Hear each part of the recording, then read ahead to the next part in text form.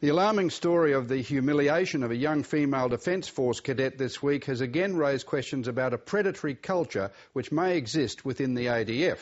The young woman had agreed to consensual sex with a male colleague who then broadcast the encounter via Skype to other cadets at the Defence Force Academy. The matter is under federal police investigation. Is this an isolated incident or an indication of a bigger attitudinal problem? Misogyny means contempt for the human rights of women. Earlier this evening, we invited into the studio two people with experience in confronting men and misogyny. With me now are Karen Willis, Executive Officer of the New South Wales Rape Crisis Centre, and Nigel Vanganar, a former international rugby league player who now works as a welfare officer for the NRL. Welcome to you both. Karen Willis, let's deal first with this live videoing of sex, the ADF case. In the jurisdiction of New South Wales, charges could be laid, couldn't they? What's the law? Oh, absolutely. It would be a crime under the Sex Crimes Act. It's actually illegal to encourage someone or force someone or whatever way you use it to get someone to participate in pornography without their consent, and then to distribute that is also an act of indecency. So, yeah, if this happened in New South Wales and a complaint was made, the police would be able to lay charges under the Crimes Act. Fines, jail if convicted. Absolutely. We're in a world of social media now. How often does this sort of thing go on? I think probably far more than what we're aware of. Certainly the calls that we get from young people who've experienced really inappropriate behaviours that then have been broadcast on the internet. That's about shaming and humiliating and degrading them. I think that happens quite a bit. And I think people need to understand that if they do this, they can go to jail. And rightly so. It's just not a discipline. This is a work. Say, forget about the ADF. This could happen in a workplace, a school, a university, and what have you. A disciplinary response. What is that? What is appropriate? Say for the guys watching on. The absolute first thing is for the matter to be handed over to the police for investigation, assuming that the person who was the victim of that wanted to make a complaint. That's the very first step. If the victim didn't want to make a complaint, which unfortunately quite often happens in sexual assault matters or in matters to do with sexual activity where a person's been degraded and humiliated, they decide enough's enough, I'm not going any further, then I think there needs to be fairly extreme action in the workplace. My view is that they should be sacked. I think this is highly unethical behaviour, let alone criminal. And anyone who does that in a workplace, well, that's the end of their employment. Nigel Vanganar, where does this come from? You're dealing with confronting men in the NRL all the time. Where does this attitudinal problem come from? Well, I'm not sure where it comes from, but with regards to the work that we do with our boys, we develop a lot of programs with experts like Karen Willis, Professor Kath Lumby, Dr Kath Aubrey from the University of New South Wales around programs where the boys are taught an ethical framework, or the players are taught an ethical framework and learn how to make ethical decisions in any situation. What do they tell you when you test them for their attitudes towards women? Well, it's not so much a test, but it's more just the boys understanding that they have a procedure, or they now have a plan, if they didn't have one coming into the game, on how to make ethical decisions or better decisions in any situation, whether it be attitudes towards women or drugs or alcohol. And we give the boys the skills and the tools to be able to do that.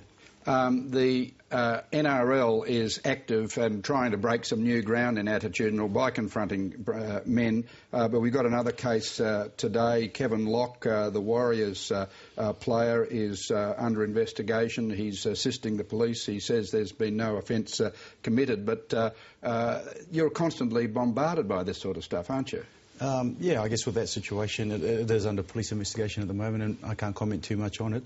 But with regards to our programs, one of the programs that we do run, for example, is a Respectful Relations program, where we've actually had a lot of ex-players and current players trained up to deliver sessions based around attitudes towards women to other players and junior players in the system. So we're actually getting a lot of guys trained up within the system to help mentor the younger ones coming through.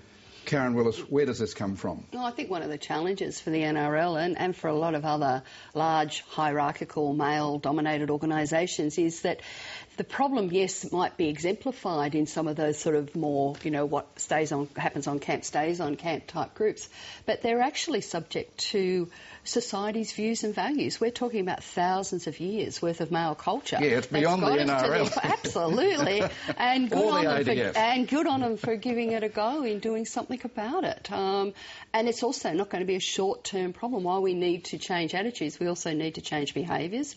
We know that it's only a small group of men who commit these acts of violence. Most men are highly ethical in their behaviours towards women. It's about empowering that group of highly ethical men to stand up to that male culture that allows that small group to do the appalling acts that we're talking about. It's a peer group thing, Nigel, isn't it? Yeah, and I guess one of the things that allows us to be confident that our programs are successful is that working with experts in the field like Karen Willis, like Kath and Kath, we're able to develop programs to keep up with best practice models and be able to.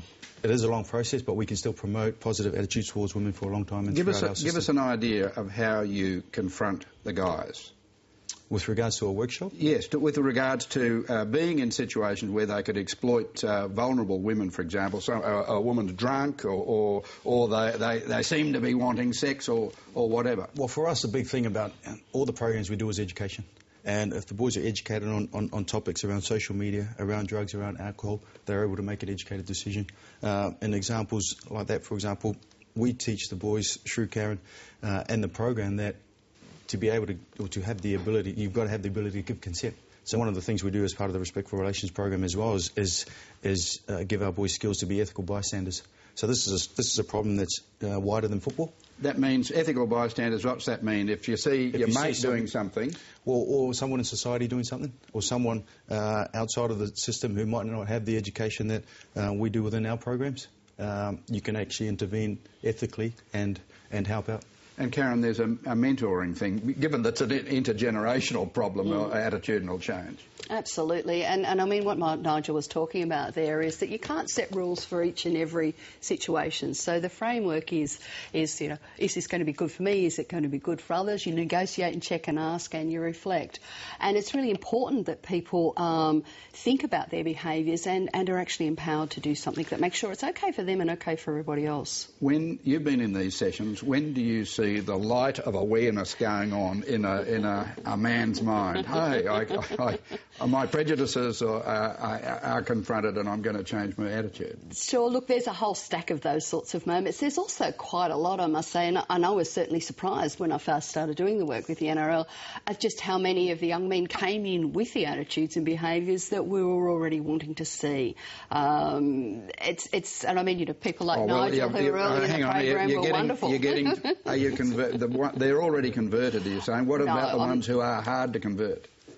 Look, I think what we have is there's a vast majority of men who are ethical. There's a small minority who are violent. Around that small minority, there is another group who can be swayed either way depending on the culture and the behaviour of that group. Now, if you can empower the ethical majority, they can sway that smaller group. You can start to then really make those sorts of behaviours unacceptable within those groups and teams, and particularly in things like the NRL where you do have a very hierarchical structure. If you have the leaders, which is what a lot of the programs that Nigel's involved in, the leaders within the clubs, the leaders within the game, the high-profile players saying to players coming up through, that sort of behaviour is unacceptable if you're going to be an NRL player. That's very powerful, but it's also very powerful in the broader community. We revere our footballers. We look up to them. And if those men are coming out saying this stuff is not on... Yeah, it was very damaging to the great games of football and other sports, for example, if this sort of thing happens. Did you Nigel, see young men coming back to you and saying, look, you've helped me? Yeah, I actually had one guy that in the Respectful Relations program that sort of come up to us at the end of the program and said, listen, I want to be a part of it more. As a young 19-year-old, wanting to be involved and trained up to be able to deliver outside of the game, wherever he was needed, is a show of success that we're actually getting through. And one of the things that Karen spoke about is it is a small minority, but we're actually, which is why we're getting a lot of the ex-players or the former players coming back to actually say, listen, this isn't what our game's about, and we want to make sure we protect the integrity of our game. Yes, of I course. think one of the interesting things was in the more recent times, the NRL has been involved in the Respectful Relationships program and have rolled out a program called Sex and Ethics. And that actually requires quite a bit of commitment. It's a 6-week program, a couple of hours a week. To be a trainer in that program, you actually have to go through 3 weekends of training to actually run the programs. Those programs will run up in Queensland. I think within 2 days of announcing it was going to happen, all of the training positions were full. And ever since then, there's been blokes all over the place in the NRL, in and around it, putting up their hands saying, when can we be involved with this? So that's a really great outcome. Now, I'm not suggesting that we've turned all of the NRL into wonderful angels. Of course, that's not the case. But we're trying to go against thousands of years of culture and behaviour here, and we're working on that. And, you know, you take your wins and you celebrate those, and that's good stuff. Nigel, Karen, thanks very much. No worries. Thank you.